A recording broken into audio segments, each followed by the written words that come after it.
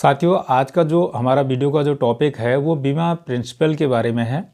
हम जो इंश्योरेंस करते हैं उसके बारे में जो एजेंट हैं उनके क्या सक्सेस होनी चाहिए, क्या कीज होनी चाहिए, कैसे उनके क्राइटेरिया होने चाहिए, क्या क्या उनको जानकारी होनी चाहिए, उसके बारे में हम आज बात करने वाले हैं। थोड़ा बेसिक्स पहले क्लियर कर लें दोस्तों। उससे पहले आप मेरा नाम जान लीजिए। मैं हूँ आपका दोस्त गोपाल दत्त परगाई और आप देख रहे हैं टैगोर स्टडी सेंटर।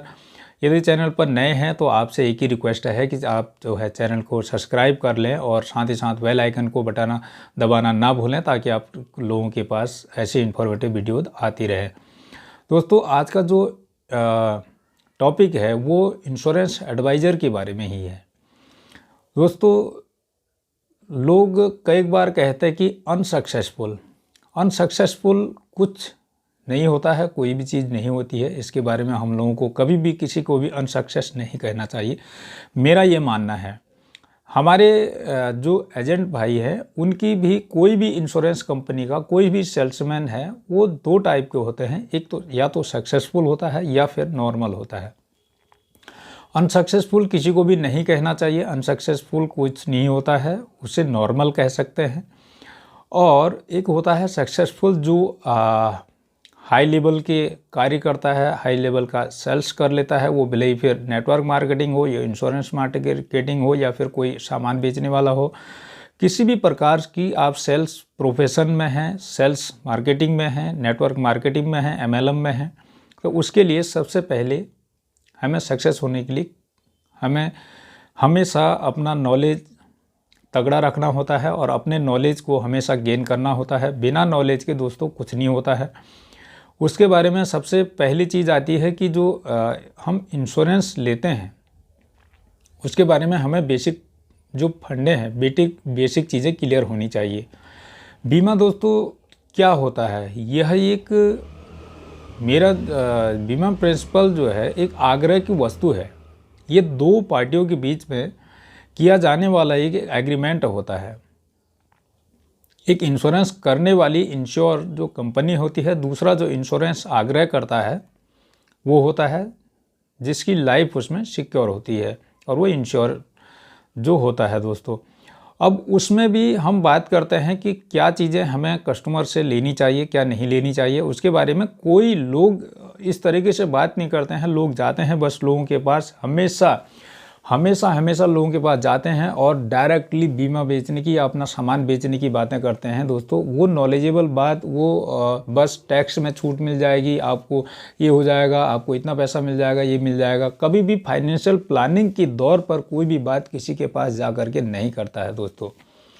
अब बात कर रहे थे हम लोग बीमा प्रिंसिपल की। दोस्तों, हमारे पास जो बीमा प्रिंसिपल होते हैं वो बीमा के जो मेनली 5 प्रिंसिपल होते हैं। उसका सबसे पहला जो पार्ट होता है वो पार्ट होता है दोस्तों अटमोस्ट गुड फेथ।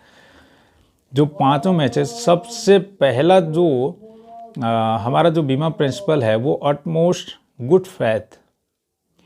उसमें दोस्तों सबसे पहली चीज़ जो आती है, उस प्रिंसिपल के अंदर हमारी इंफॉर्मेशंस रहती हैं, हमें जो कस्टमर से लेनी होती हैं। उसमें यदि हम लोग किसी भी चीज़ के बारे में अगर कस्टमर हमसे छुपा रहा है, या तो हम नहीं पूछ रहे हैं, या फिर कस्टमर हमसे यदि छुपा रहा है, तो उसमें कंपनी उसे क्लेम देने से मना कर सकती है। मैं ये नहीं कह रहा हूं कि हमेशा कंपनी आपको क्लेम नहीं देगी। तो दोस्तों, उसमें अगर कोई भी चीज़ आपकी इंफॉर्मेशन से रिगार्डिंग, यदि आप नॉमिनी किसी को बनाते हैं तो उस नॉमिनी में वो इंटरेस्ट होना चाहिए। यदि आप किसी थर्ड पर्सन को यदि आप नॉमिनी बनाते हैं तो ये, और उसमें अगर थर्ड पर्सन का इंटरेस्ट भी होना चाहिए, तो इसीलिए कहा जाता है कि आपका सगा संबंधी ही उस इंटरेस्ट का जो नॉमिनी होगा वो आपका बिल्कुल खास ही होना चाहिए। आपका ब्रदर हो सकता है, मदर, फादर, पेरेंट्स हो सकते हैं, सिस्टर हो सकती है, ब्रदर हो सकता है, और वाइफ हो सकती है, बच्चे हो सकते हैं। आजकल जो दौर चल रहा है उसमें बहुत ज़्यादा लोग जो है कि उनने कहा किसी अपनी जो फियोन्सी को बना दिया। फियोन्सी नाम में अगर हम बात करें दोस्तों, तो इसमें नॉमिनी में कुछ भी नहीं होता है फियोन्सी। आजकल एक नया दौर चल गया कि लोग जो है उसमें फियोन्सी, आज फियोन्सी है, पता चल रहा कल बदल गई। तो उसके लिए आप इंश्योरेबल इंटरेस्ट जागना चाहिए। यदि कल के दिन कोई दिक्कत हो गई तो उसमें जो है उसे क्या मतलब, यदि उसमें आप में इंटरेस्ट नहीं है तो उससे उसे क्या मतलब है। तो ऐसा सदस्य होना चाहिए जो आपका इंश्योरेबल इंटरेस्ट के तहत उसमें वो चीज़ें होनी चाहिए दोस्तों। अब तीसरा जो प्रिंसिपल है वो है आपका, वो प्रिंसिपल है इंडेमनिटी, और चौथा जो प्रिंसिपल है वो है सबोर्गेशन, और पांचवा जो इंटरेस्ट उसका जो प्रिंसिपल है और वो है आपका कंट्रीब्यूशंस। ये 5 टाइप के जो प्रिंसिपल हैं, अटमोस्ट गुड फेथ और इंश्योरेबल इंटरेस्ट, और तीसरा है आपका इंडेमनिटी, और चौथा है सबोर्गेशन, और पांचवा है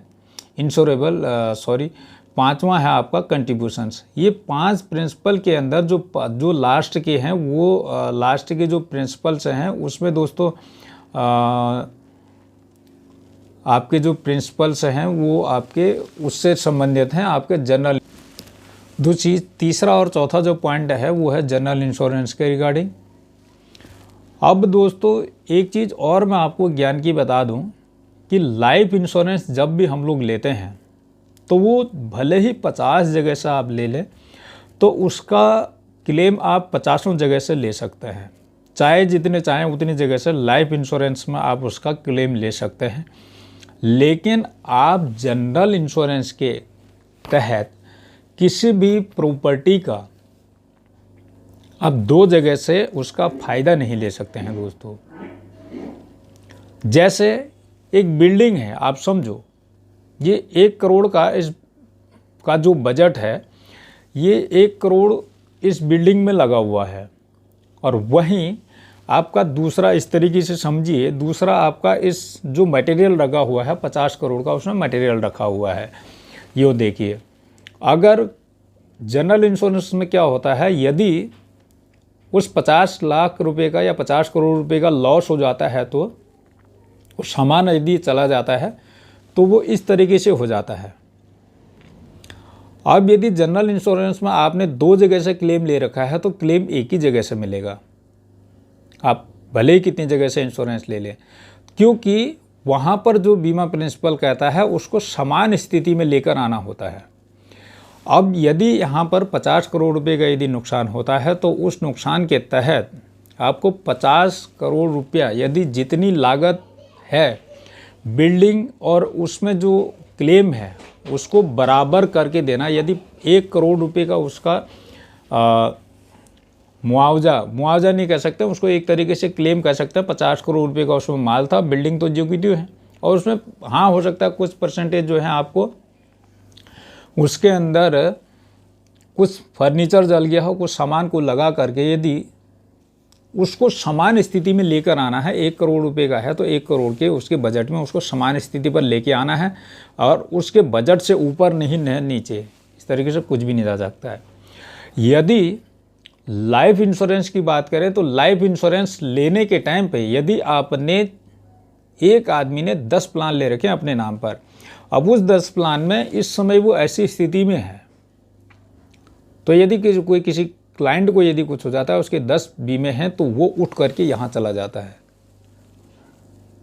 क्योंकि उसको जब पैसा आएगा ना, उसको क्लेम जब मिलेंगे तो यहाँ की स्थिति से वो उठ करके यहाँ चला जाएगा दोस्तों, वो अपनी फाइनेंशियल स्थिति में ग्रोथ कर जाएगा। वहाँ पर ये प्रिंसिपल लागू नहीं होते हैं। वहाँ पर हमेशा आपके प्रिंसिपल जो है वो हमेशा लाइफ के साथ जुड़े हुए होते हैं। आपकी लाइफ में जितने भी लाइफ इंश्योरेंस होंगे वो भले 50 जगह हो, 10 जगह हो, 1 जगह हो, जहाँ से भी होगा वो हर जगह से आप उसको क्लेम लेंगे दोस्तों। इन चीज़ों में हम लोगों को जानकारी होनी चाहिए, फ़र्क पता होना चाहिए। लोगों को आज ये पता ही नहीं है क्या प्रिंसिपल हैं, क्या बेसिक फंडे हैं, और बस लोग जा रहे हैं बीमा बेचने की ही बात कर रहे हैं, लेकिन बेसिक चीज़ों के बारे में लोगों को पता ही नहीं है दोस्तों। यदि हम इंफॉर्मेशन में कोई भी चीज़ छुपाते हैं तो मैं दोबारा बता दूं, कंपनी पूरी हकदार होती है आपके क्लेम को रिजेक्ट करने के लिए, यदि आपने कोई भी चीज़ अगर कंपनी से छुपा रखी है तो। उसमें एजेंट का भी रोल बहुत बड़ा होता है। जो ACR भरी जाती है, एजेंट कन्फर्मेशन रिपोर्ट, यदि कोई चीज़ छुपाई जाती है तो उसमें हम भी वहाँ पर कंफर्म कर रहे हैं कि ये सारी जानकारियाँ सही हैं। ये थी दोस्तों आज के बारे में, बीमा प्रिंसिपल के बारे में जो बेसिक चीज़ें हैं उसके बारे में मैंने थोड़ा सा आपको जानकारी दी है। यदि आप लोगों को जानकारी अच्छी लगे, आपके काम आई है, तो वीडियो को लाइक शेयर ज़रूर करें, चैनल को सब्सक्राइब कर लें और साथ ही साथ बेल आइकन को दबाना ना भूलें। और अगली वीडियो में हम जानेंगे इसकी अगली डिटेल को कि अंडर राइटिंग क्या होती है और अंडर राइटिंग कितने प्रकार की होती है, उसके बारे में जानकारी मैं आप लोगों को दूंगा। दोस्तों आज के लिए इतना ही। अब आप लोगों से इजाज़त लेने का वक्त आ गया है और साथ ही साथ सेफ रहिए। कोरोना का काल चल रहा है, कोरोना समय चल रहा है। कोविड-19 से वैक्सीन आप ज़रूर लगवाएं और घर पर रहें, सुरक्षित रहें, मास्क ज़रूर लगाएं। दुआ है भगवान आप लोगों को स्वस्थ रखे और सुखी रखे। दोस्तों धन्यवाद बहुत बहुत आप लोगों का।